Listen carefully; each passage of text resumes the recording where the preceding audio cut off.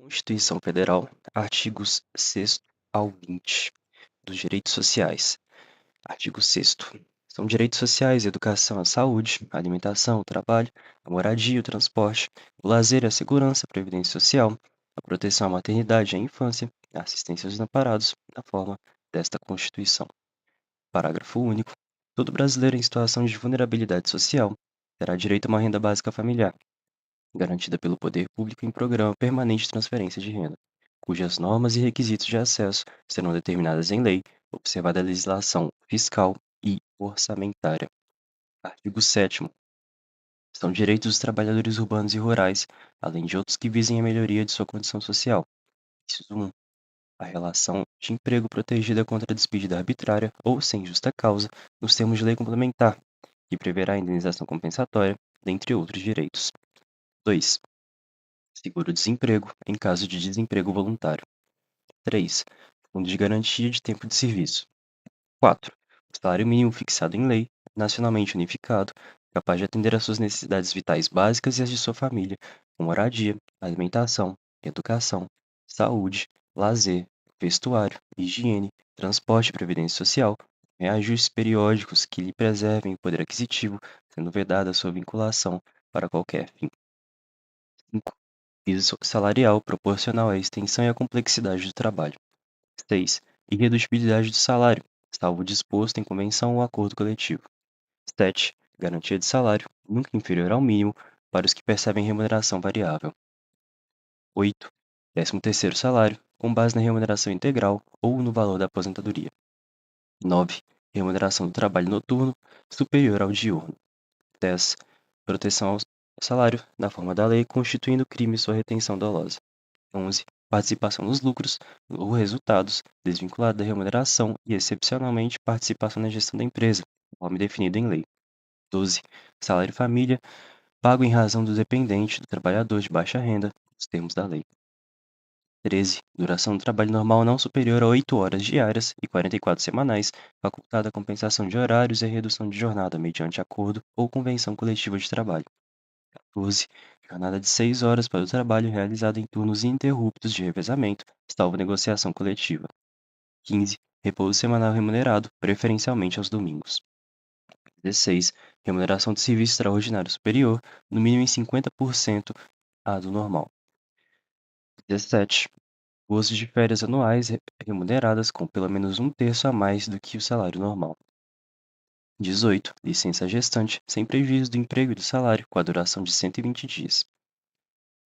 19. Licença paternidade, nos termos fixados em lei. 20. Proteção do mercado de trabalho da mulher, mediante incentivos específicos, nos termos da lei. 21. Aviso prévio proporcional ao tempo de serviço, sendo no mínimo de 30 dias, nos termos da lei. 22. Redução dos riscos inerentes ao trabalho, por meio de normas de saúde, higiene e segurança. 23. Adicional de remuneração para as atividades penosas, insalubres ou perigosas, na forma da lei. 24. Aposentadoria. 25. Assistência gratuita aos filhos dependentes desde o nascimento até os 5 anos de idade em creches e pré-escolas. 26. Reconhecimento das convenções e acordos coletivos de trabalho. 27. Proteção em face da automação na forma da lei. 28. Seguro contra acidentes de trabalho a cargo do empregador, sem excluir a indenização a que este está obrigado quando incorrer em dolo ou culpa. 29. Ação quanto aos créditos resultantes das relações de trabalho, com prazo prescricional de 5 anos para os trabalhadores urbanos e rurais, até o limite de 2 anos após a extinção do contrato de trabalho. 30. Proibição de diferença de salários, de exercício de funções e de critérios de admissão por motivo de sexo, idade, cor ou estado civil. 31. Proibição de qualquer discriminação no tocante a salário e critérios de admissão do trabalhador portador de deficiência. 32. Proibição de distinção entre trabalho manual, técnico e intelectual, ou entre os profissionais respectivos. 33. Proibição de trabalho noturno, perigoso ou insalubre a menores de 18 anos e de qualquer trabalho a menores de 16 anos, salvo na condição de aprendiz, a partir de 14 anos. 34. Igualdade de direitos entre trabalhador com vínculo empregatício permanente e o trabalhador avulso. Parágrafo único. São assegurados a categoria dos trabalhadores domésticos e direitos previstos nos incisos 4, 6, 7, 8, 10, 13, 15, 16, 17, 18, 19, 21, 22, 24, 26, 30, 31 e 33 e, atendidas as condições estabelecidas em lei e observada a simplificação do cumprimento das obrigações tributárias, principais e acessórias decorrentes da relação de trabalho e suas peculiaridades, os previstos nos incisos 1, 2, 3, 9, 12, 15 e 28, bem como a sua integração à Previdência Social. Artigo 8º. É livre a associação profissional e sindical, observado o seguinte: 1. A lei não poderá exigir autorização do Estado para a fundação de sindicato, ressalvado o registro no órgão competente, vedadas ao poder público a interferência e a intervenção na organização sindical. Inciso 2. É vedada a criação de mais de uma organização sindical em qualquer grau, representativa de categoria profissional ou econômica, na mesma base territorial, que será definida pelos trabalhadores ou empregadores interessados, não podendo ser inferior à área de um município. Inciso 3. Ao sindicato cabe a defesa dos direitos e interesses coletivos ou individuais na categoria, inclusive em questões judiciais ou administrativas. 4. A Assembleia Geral fixará a contribuição que, em se tratando de categoria profissional, será descontada em folha para o custeio do sistema confederativo da representação sindical respectiva, independente da contribuição prevista em lei. Inciso 5. Ninguém será obrigado a filiar-se ou manter filiado a sindicato. Inciso 6. É obrigatória a participação dos sindicatos nas negociações coletivas de trabalho. 7. O aposentado filiado tem direito a votar e ser votado nas organizações sindicais. 8. É vedada a dispensa do empregado sindicalizado a partir do registro da candidatura a cargo de direção ou representação sindical e, se eleito, ainda que suplente, até um ano após o final do mandato, salvo se cometer falta grave, nos termos da lei. Parágrafo único. As disposições desse artigo aplicam-se às organizações de sindicatos rurais e de colônias de pescadores, atendidas as condições que a lei estabelecer. Artigo 9º. É assegurado o direito de greve competindo aos trabalhadores decidir sobre a oportunidade de exercê-los e sobre os interesses que devam por meio dele defender. Parágrafo 1º. A lei definirá os serviços ou atividades essenciais e disporá sobre o atendimento das necessidades inadiáveis da comunidade. Parágrafo 2º. Os abusos cometidos sujeitam os responsáveis às penas da lei. Artigo 10. É assegurada a participação dos trabalhadores e empregadores nos colegiados dos órgãos públicos em que seus interesses profissionais ou previdenciários sejam objeto de discussão e deliberação. Artigo 11. Nas empresas de mais de 200 empregados, é assegurada a eleição de um representante destes com a finalidade exclusiva de promover-lhes o entendimento direto com os empregadores. Capítulo 3. Da nacionalidade. Artigo 12. São brasileiros natos os nascidos na República Federativa do Brasil, ainda que de pais estrangeiros, desde que estes não estejam a serviço de seu país. Os nascidos no estrangeiro de pai ou mãe brasileira, desde que qualquer deles esteja a serviço da República Federativa do Brasil. Os nascidos no estrangeiro de pai ou mãe brasileira, desde que sejam registrados em repartição brasileira competente ou venham a residir em República Federativa do Brasil e optem a qualquer tempo, depois de atingida a maioridade, pela nacionalidade brasileira. São brasileiros naturalizados, os que, na forma da lei, adquiram nacionalidade brasileira, exigidas aos originários de país de língua portuguesa apenas residência por um ano ininterrupto e idoneidade moral. Os estrangeiros de qualquer nacionalidade, residentes na República Federativa do Brasil há mais de 15 anos ininterruptos e sem condenação penal, desde que requeiram a nacionalidade brasileira. Parágrafo 1º. Aos portugueses com residência permanente no país, se houver reciprocidade em favor de brasileiros, serão atribuídos os direitos inerentes ao brasileiro, salvo nos casos previstos nessa Constituição. Parágrafo 2º. A lei não poderá estabelecer distinção entre brasileiros natos e naturalizados, salvo nos casos previstos nessa Constituição. Parágrafo 3º.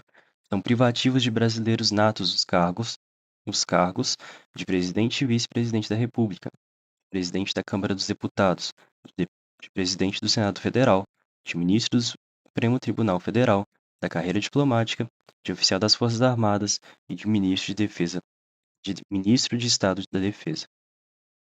Parágrafo 4º. Será declarada a perda da nacionalidade do brasileiro que tiver cancelada sua naturalização por sentença judicial em virtude de fraude relacionada ao processo de naturalização ou de atentado contra a ordem constitucional e o Estado democrático. Fizer pedido expresso de perda da nacionalidade brasileira perante a autoridade brasileira competente, ressalvadas as situações que acarretem apatridia. Parágrafo 5º. A renúncia da nacionalidade, nos termos do inciso 2 do parágrafo 4º deste artigo, não impede o interessado de readquirir a sua nacionalidade brasileira originária nos termos da lei. Artigo 13. A língua portuguesa é o idioma oficial da República Federativa do Brasil. Parágrafo 1º. São símbolos da República Federativa do Brasil a bandeira, o hino, as armas e o selo nacionais. Parágrafo 2º. Os estados, o Distrito Federal e municípios poderão ter símbolos próprios. Capítulo 4. Dos direitos políticos. Artigo 14. A soberania popular será exercida pelo sufrágio universal e pelo voto direto e secreto, com valor igual para todos e nos termos da lei, mediante plebiscito, referendo e iniciativa popular. Parágrafo 1º. O alistamento eleitoral e o voto são obrigatórios para os maiores de 18 anos, facultativo para os analfabetos, os maiores de 70 anos e os maiores de 16 anos e menores de 18 anos. Parágrafo 2º. Não poderão alistar-se como eleitores estrangeiros e, durante o período de serviço militar obrigatório, os conscritos. Parágrafo 3º. São condições de elegibilidade na forma da lei a nacionalidade brasileira, o pleno exercício dos direitos políticos, o alistamento eleitoral, o domicílio eleitoral na circunscrição, a filiação partidária e a idade mínima de 35 anos para presidente e vice-presidente da República e senador, 30 anos para governador e vice-governador de Estado e do Distrito Federal, 21 anos para deputado federal, deputado estadual ou distrital, prefeito, vice-prefeito e juiz de paz, e 18 para vereador. Parágrafo 4º. São inelegíveis os inalistáveis e os analfabetos. Parágrafo 5º. O Presidente da República, os governadores de Estado e Distrito Federal, os prefeitos e quem houver sucedido ou substituído no curso dos mandatos poderão ser reeleitos para um único período subsequente. Parágrafo 6º. Para concorrerem aos outros cargos, o Presidente da República, os governadores de Estado e Distrito Federal e os prefeitos devem renunciar aos respectivos mandatos até 6 meses antes do pleito. Parágrafo 7º. Estão inelegíveis no território de jurisdição do titular, o cônjuge e os parentes consanguíneos ou afins, até segundo grau, ou por adoção, do Presidente da República, de governador do Estado ou território, ou do Distrito Federal, de prefeito ou de quem os haja substituído dentro dos 6 meses anteriores ao pleito, salvo se já titular de mandato eletivo ou e candidato à reeleição. Parágrafo 8º. O militar alistável é elegível, atendidas as seguintes condições.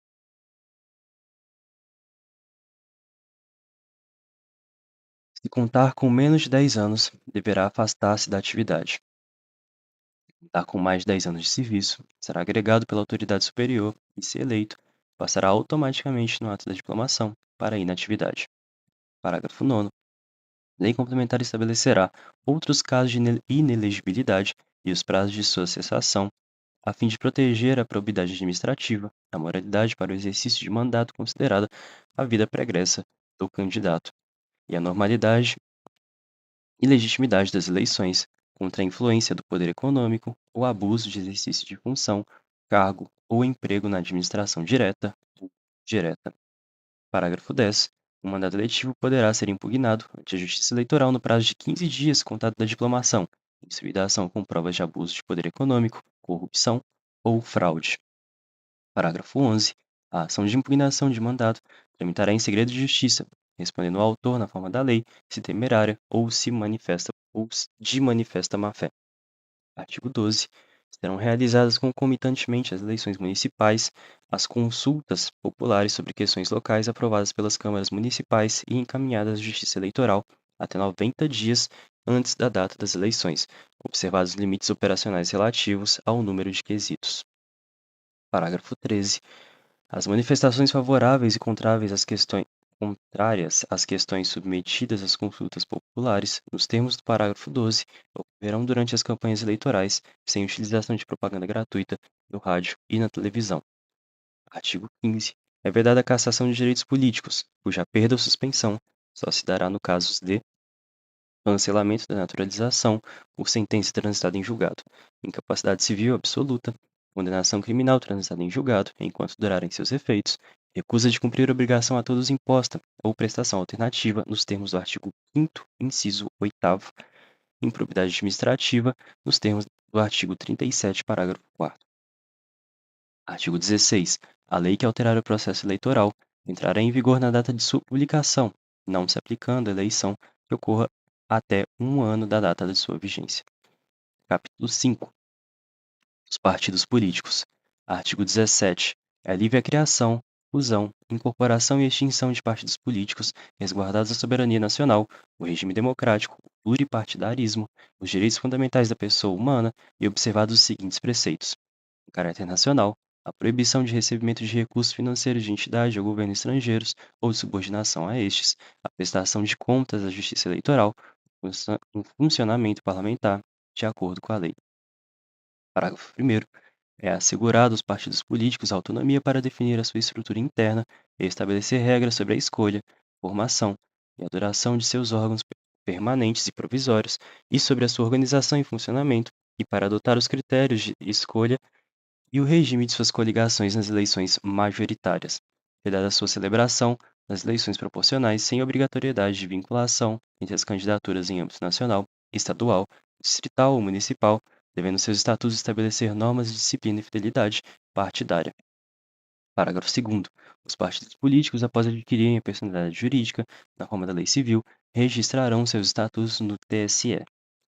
Parágrafo 3º. Somente terão direito aos recursos do fundo partidário e acesso gratuito ao rádio e televisão, na forma da lei, os partidos políticos que alternativamente obtiverem nas eleições para a Câmara dos Deputados no mínimo 3% dos votos válidos, distribuídos em pelo menos um terço das unidades de federação, com no mínimo 2% dos votos válidos em cada uma delas, ou tiverem elegido pelo menos 15 deputados federais, distribuídos em pelo menos um terço das unidades da federação.